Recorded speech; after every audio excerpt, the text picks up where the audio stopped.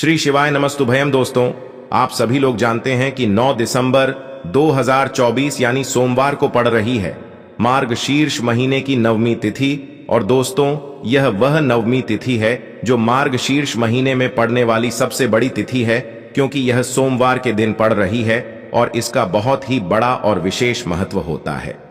पूज्य गुरु जी ने कहा है कि अगर कभी भी मौका लग जाए और मार्गशीर्ष महीने की सोमवार नवमी तिथि को पड़ जाए तो आप लोगों को 11 चावल के दाने का उपाय तो अवश्य ही करना चाहिए। इन दोनों का संयोग बहुत कम आता है और इसी के साथ में गुरुजी ने अपनी शिव पुराण कथा में बताया है कि इस दिन आपको 11 चावल दाने का उपाय तो आपको अवश्य ही करना चाहिए, क्योंकि ऐसा दिन पूरे साल में सिर्फ एक ही बार आता है। और दोस्तों, आप सभी लोग जानते हो कि सोमवार नवमी तिथि का अगर सबसे बड़ा कोई उपाय है तो 11 चावल के दाने वाला उपाय है। तो दोस्तों, इस सोमवार नवमी तिथि के दिन आप लोगों को इस 11 चावल के दाने वाले उपाय को जरूर करना है।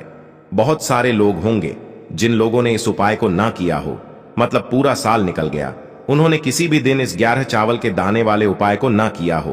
पर दोस्तों, आपके पास एक आखिरी मौका बचा हुआ है जो कि 9 दिसंबर सोमवार नवमी के दिन है। तो इस दिन आप लोगों को इस वाले उपाय को जरूर कर लेना है। भले ही आपने पूरे महीने भर इस उपाय को ना किया हो, पर अगर आपने इस मार्गशीर्ष महीने के सोमवार नवमी तिथि के दिन अगर इस वाले उपाय को कर लिया तो आपको इस उपाय को करने का वह फल मिलेगा जिसकी आपने कभी कल्पना भी नहीं करी होगी। इसीलिए आप लोग इस वाले उपाय को एक बार जरूर कर लेना है, ताकि आप लोगों के हाथ से यह मौका ना जा सके और आपको इस उपाय को करने का फल मिल सके। दोस्तों, यह उपाय पंडित जी ने अपनी अभी की ही श्री शिव महापुराण की कथा में बताया है, जिस उपाय को आज हम आपको बहुत अच्छे से समझाने वाले हैं। इस वीडियो को देखने के बाद इस उपाय को समझने के लिए आपको कोई और वीडियो को देखने की जरूरत नहीं पड़ेगी। तो चलिए दोस्तों, उपाय को शुरू करते हैं। देखिए, यह इस मार्गशीर्ष महीने के सोमवार नवमी तिथि के दिन यह इतना खास होता है, इतना महत्वपूर्ण होता है। देखा गया है कभी कभी बड़े बड़े पूजा पाठ अनुष्ठान से जो मनोकामना पूर्ण नहीं होते, वह मार्गशीर्ष महीने के सोमवार नवमी तिथि के दिन एक छोटे से उपाय करने से ही आपकी मनोकामना पूर्ण हो जाती है। और बहुत सारे लोगों ने इस उपाय को किया भी है और उनको इस उपाय को करने का फल भी जरूर मिला है। अगर आप लोग भी इस उपाय को करना चाहते हैं तो आप इस उपाय को पहले अच्छे से समझ लेना, सुन लेना, उसके बाद करना। आपको इस उपाय का फल जरूर मिलेगा। और इस उपाय को कर लेने से आपके घर में चाहे किसी भी प्रकार की दुख और समस्या क्यों ना चल रही हो, आपको उसका कारण भी नहीं पता है कि भाई यह समस्या किस कारण से चल रही है।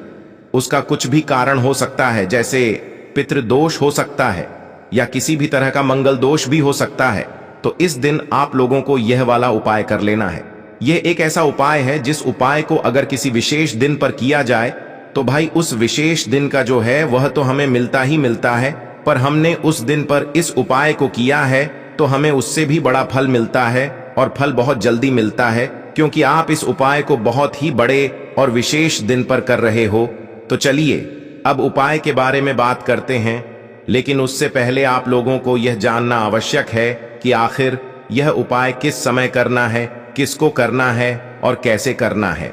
तो चलिए हम आगे आपको वीडियो में एक एक करके बता देते हैं, लेकिन उससे पहले अगर आप लोग हमारे चैनल पर पहली बार आए हैं या फिर मेरी आवाज आज पहली बार सुन रहे हैं तो हमारे चैनल को सब्सक्राइब जरूर कर लेना और इस वीडियो को लाइक करके कमेंट बॉक्स में श्री शिवाय नमस्तुभ्यम ओम नमः शिवाय जरूर टाइप कर देना। तो दोस्तों, इस 11 के दाने वाले उपाय को हमें इस सोमवार नवमी तिथि के दिन कैसे करना है, किसको करना है, किस समय करना है और कहां पर करना है, ये सारे सवालों के जवाब आपको इस वीडियो में मिल जाएंगे। और जो ये वीडियो देखेगा भाई, उसको 11 चावल के दाने वाला उपाय जरूर करना चाहिए, क्योंकि इस दिन एक चावल के दाने का भी बहुत ही बड़ा और विशेष महत्व होता है। और जब बात आ जाए 11 चावल के दाने की तो यह सोने पर सुहागा वाली बात हो जाती है और यह एक बहुत ही बड़ा उपाय हो जाता है इस सोमवार नवमी तिथि का। तो अब दोस्तों, इस 11 चावल के दाने वाले उपाय को आखिर करना किसको है, सबसे पहले हम लोग वह बात जान लेते हैं। तो देखो, घर की जो बड़ी माताएं बहनें होती हैं, उन माताओं बहनों में से कोई भी एक बड़ी माता बहन इस वाले उपाय को कर सकती है। और दोस्तों, अगर आप चाहे तो अपने घर में से सभी सदस्यों को भी इस उपाय को करवा सकते हैं। अगर किसी व्यक्ति की खुद की कोई मनोकामना है, खुद की कोई दुख और परेशानी है जो कि वह अपने लिए ही करना चाहता है, इस वाले उपाय को तो वह खुद अपने लिए भी कर सकता है। बाकी अगर कोई घर में से ऐसा है जो कि अपने पूरे घर परिवार की सुख और शांति के लिए यह वाला उपाय करना चाहता है, तो भाई वह भी कर सकता है। उसमें भी कोई दिक्कत वाली बात नहीं है। कहने का मतलब यह है कि इस उपाय को हर एक सदस्य भी कर सकता है और पूरे घर परिवार के सदस्य के लिए घर की बड़ी माताओं बहनों में से कोई एक माता बहन भी कर सकती है। माताएं बहनें अगर घर में उपस्थित ना हो या वह यह वाला उपाय ना कर पा रही हो, तो फिर घर का कोई बड़ा सदस्य भी इस 11 चावल के दाने वाले उपाय को कर सकता है, चाहे फिर वह पुरुष ही क्यों ना हो। उसमें कोई भी दिक्कत वाली बात नहीं है। अब दोस्तों, जो अगला प्रश्न निकल कर आता है वह यह आता है इस उपाय को लेकर कि आखिर इस उपाय को हमें किस समय करना है, सुबह के समय करना है कि शाम के समय करना है। तो देखो, इस वाले उपाय को आप लोग सुबह के समय भी कर सकते हो और शाम के समय प्रदोष काल में भी कर सकते हो। अब अगर आप पूछो कि भाई सबसे उत्तम समय कौन सा रहेगा इस 11 चावल के दाने वाले उपाय को करने का, तो हम आपसे बस यही कहेंगे कि इस उपाय को आप सुबह के समय करेंगे तो ज्यादा बेहतर होगा। बाकी अगर प्रदोष काल शाम के समय भी करेंगे तो भी अच्छा होगा, उसमें कोई भी दिक्कत वाली बात नहीं है। तो अब दोस्तों, जो अगली सबसे बड़ी और महत्वपूर्ण बात आती है वह यह आती है कि सुबह अगर हम उपाय को करेंगे तो हमें कितने बजे से लेकर कितने बजे तक के बीच में करना है, और शाम के समय प्रदोष काल में करेंगे तो हमें कितने बजे से लेकर कितने बजे के बीच में करना है। तो देखो, सुबह जितनी जल्दी हो सके आप उपाय को करने की कोशिश करना। बाकी अगर किसी कारणवश लेट भी हो जाओ, थोड़ी देर भी हो जाए, तो 10 या 11 बजे तक भी आप उपाय कर लेना, पर 12 बजे से ज्यादा देरी ना हो। ठीक है, इस बात का ध्यान रखना। उसके बाद में दोस्तों, अगर शाम के समय प्रदोष काल की बात करें, प्रदोष काल का जो समय होता है वो शाम के 6 बजे से शुरू हो जाता है। मतलब शाम के 6 बजे से लेकर 7 बजे के बीच का जो समय होता है, यह समय प्रदोष काल का समय होता है। तो आप इस उपाय को 7 या 8 बजे के बीच में भी कर सकते हो। मतलब शाम के 6 बजे से रात 8 बजे के बीच में आप कभी भी इस वाले उपाय को कर सकते हो, उसमें कोई भी दिक्कत वाली बात नहीं है। तो देखिए दोस्तों, और यदि यह उपाय आप इस सोमवार नवमी तिथि के दिन कर लेते हैं तो यकीन मानिए आपके जीवन से जो सारे संकट हैं, समस्याएं हैं, वह सभी समाप्त हो जाएंगे।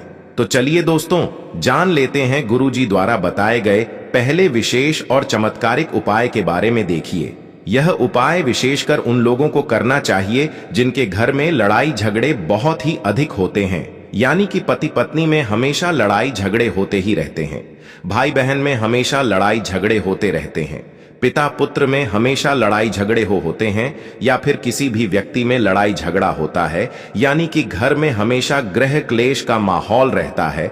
तो ऐसे लोगों को यह उपाय करना चाहिए। तो देखिए, इस उपाय को करने के लिए आपको मात्र कनेर के फूल लेने होंगे। देखिए, आप 1, 5, 3 जितने भी आपके पास कनेर के फूल हैं उतने आप ले सकते हैं। कम से कम आपको 1 कनेर का पुष्प ले लेना है। अगर कनेर के फूल आपको अधिक मात्रा में मिल जाते हैं तो उनको आपको एक माला के रूप में तैयार कर लेना है।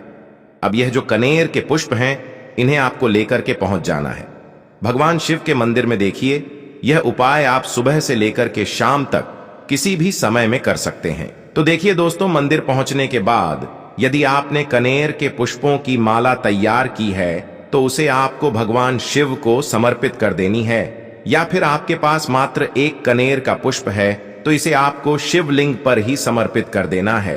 पूज्य गुरुजी ने बताया है कि जो भी व्यक्ति कनेर के पुष्प की माला या फिर मात्र 1 कनेर का पुष्प भी शिवलिंग पर अर्पित कर देता है तो उसके जीवन में जो भी लड़ाई झगड़ों की समस्या चल रही है, जीवन में जो भी गृह क्लेश की समस्या उत्पन्न हो रही है, वह महादेव की कृपा से दूर हो जाती है। तो इस प्रकार से आपको यह पहला उपाय करना है। अब हम जानते हैं दूसरे उपाय के बारे में। देखिए, इस उपाय को करने के लिए सबसे पहले तो आपको मात्र 1 लोटा शुद्ध जल लेना होगा, तांबे के पात्र के अंदर अपने घर से। अब इसी के साथ में आपको 1 शमी पत्र भी लेना होगा। देखिए, शमी पत्र का उपाय सोमवार के दिन करने से महादेव अत्यधिक प्रसन्न होते हैं। इसलिए आपको मात्र एक शमी पत्र लेना है और इसी के साथ में आपको 7 चावल यानी कि अक्षत के दाने लेने हैं। देखिए 7 चावल के दाने आप जो भी लेंगे वह कहीं से भी टूटे हुए खंडित नहीं होने चाहिए। इस बात का आपको विशेष रूप से ध्यान रखना है। अब देखिए इसी के साथ में आपको मात्र 5 बेलपत्र भी लेनी होगी। बेलपत्र यदि आपको प्राप्त नहीं हो पाती हैं तो आप शिवलिंग पर चढ़ी हुई बेलपत्र को पुनः शुद्ध जल से धो करके उनका उपयोग कर सकते हैं। बस आपको ध्यान रखना है कि यह जो बेलपत्र है कहीं से भी कटी पट्टी खंडित नहीं होनी चाहिए। इस बात का ध्यान रखना है। देखिए पूज्य गुरु जी ने बताया है कि यह जो उपाय हैं आप सुबह से लेकर के शाम तक किसी भी समय में कर सकते, लेकिन प्रदोष काल के समय में यदि आप यह उपाय करते हैं तो आपके लिए बहुत ही अधिक सर्वोत्तम होता है। देखिए दोस्तों, सबसे पहले तो आपके पास जो 5 बेलपत्रियां हैं, 7 चावल के दाने हैं, 1 शमी पत्र हैं, इन सभी को आपको एक एक करके उस जल के पात्र के अंदर डालते जाना है और आपको लगातार ओम नमः शिवाय या फिर श्री शिवाय नमस्तुभयम इस मंत्र का लगातार जाप करते रहना है।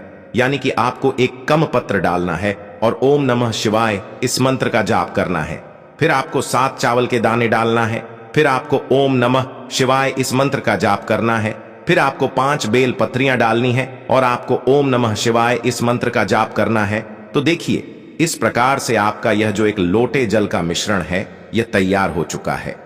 अब देखिए पूज्य गुरु जी ने बताया है कि जिन लोगों के जीवन में बहुत ज्यादा संकट हैं, बहुत ही ज्यादा परेशानियां हैं, वह बहुत सारे उपाय कर चुके हैं, बहुत ही अधिक व्रत रख चुके हैं, लेकिन उनके जीवन से संकट समाप्त होने का नाम ही नहीं ले रहे हैं।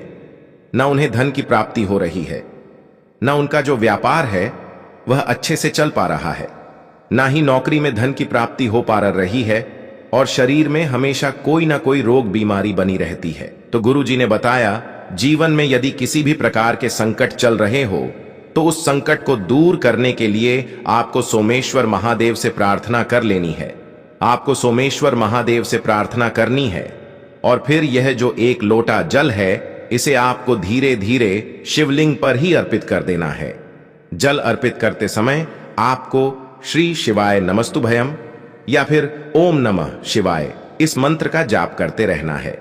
जल अर्पित करने के बाद यदि इस पात्र में किसी भी प्रकार की सामग्री रह जाती है तो उसे आपको अपने सीधे हाथ से निकाल करके शिवलिंग पर ही अर्पित कर देनी है। पूज्य गुरु जी ने बताया है कि जो भी व्यक्ति इस उपाय को सोमवार, नवमी तिथि के दिन या फिर किसी भी विशेष तिथि पर कर लेता है तो उसके जीवन के जो सारे संकट हैं, समस्या हैं, वह महादेव की कृपा से निश्चित ही दूर हो जाते हैं। तो इस प्रकार से आपको यह दूसरा उपाय करना है।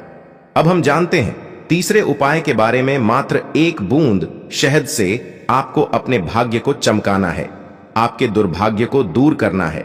यदि आपके जीवन में कुछ भी अच्छा नहीं चल पा रहा है, घर में लगातार यदि धन संपदा की कमी होते जा रही है, दारिद्र्य में आती जा रही है, तो आपको यह विशेष उपाय जरूर करना चाहिए। देखिए घर में पैसों की बहुत ही अधिक समस्या है, आर्थिक तंगी बहुत ही अधिक है, तो फिर आपको अक्षत का यह उपाय करना है। तो देखिए इस उपाय को करने के लिए सबसे पहले तो आपको मात्र 11 चावल यानी कि अक्षत के दाने लेने होंगे और इसी के साथ में आपको थोड़ा सा शहद लेना होगा और इसी के साथ में आपको एक प्यारी सी और सुंदर सी बेलपत्र भी लेनी होगी। देखिए शहद जो है आपके भाग्य का उदय करता है, चावल जो है आपके धन में वृद्धि करते हैं, घर में शांति लाते हैं, समृद्धि प्रदान करते हैं। देखिए चावल का उपाय सोमवार, नवमी तिथि के दिन करने से चंद्रदेव प्रसन्न होते हैं और चंद्रदेव आपके जीवन में शीतलता लाते हैं, आपके जीवन की जो भी तनाव है उन्हें दूर करते हैं। और बेलपत्र हमारे महादेव को बहुत ही अधिक प्रिय होता है, तो इसीलिए आपको बेलपत्र खंडित नहीं लेनी है। इसी के साथ में आपको एक तांबे के पात्र के अंदर शुद्ध जल लेना है। अब मात्र यह चारों ही सामग्रियां लेकर के आपको पहुंचना है भगवान शिव के मंदिर में। देखिए सोमवार नवमी तिथि के दिन आप यह उपाय सुबह से लेकर के शाम तक किसी भी समय में कर सकते हैं।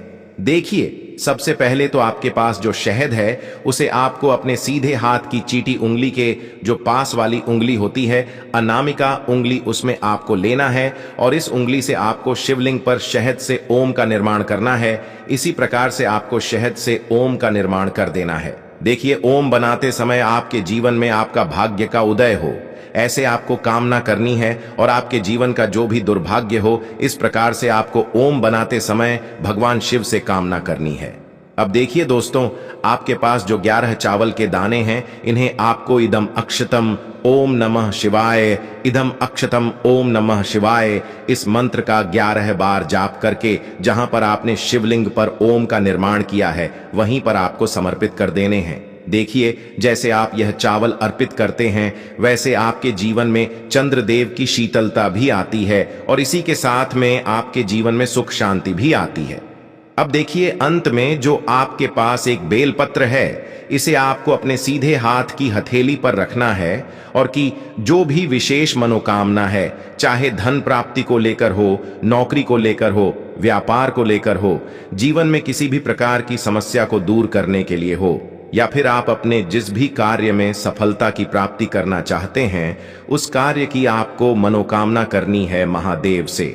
और यह जो एक बेलपत्र है, इसे भी आपको शिवलिंग पर ही अर्पित कर देनी है। देखिए, यह जो बेलपत्र हैं आपको इस प्रकार से अर्पित करनी है कि जो इसकी चिकनी साइड है, जहां पर आपने शिवलिंग पर चावल अर्पित किए हैं, उनसे स्पर्श होगी और इसकी जो डंडी है वह जलाधारी की ओर रहेगी। प्रकार से आपको यह बेलपत्री भी शिवलिंग पर ही अर्पित कर देनी है। अब देखिए, आपके पास है एक लोटा जल, तो इस एक लोटे जल को भी आपको भगवान शिव के शिवलिंग पर ही अर्पित कर देना होगा। श्री शिवाय नमस्तुभ्यम इस मंत्र का लगातार जाप करते हुए। तो इस प्रकार से जीवन से दुर्भाग्य को दूर करने के लिए और धन प्राप्ति के लिए आपको सोमवार नवमी तिथि के दिन यह चमत्कारी उपाय करना है। तो दोस्तों, इस प्रकार से आज के इस वीडियो में हमने आपको सोमवार के दिन किए जाने वाले 3 महा उपाय बताने का प्रयास किया है। पूज्य गुरु जी द्वारा बताए गए कुछ बहुत ही खास उपाय। अगर आपको जानकारी अच्छी लगी हो तो वीडियो लाइक करिएगा। मिलते हैं फिर एक नए वीडियो के साथ। श्री शिवाय नमस्तुभयम।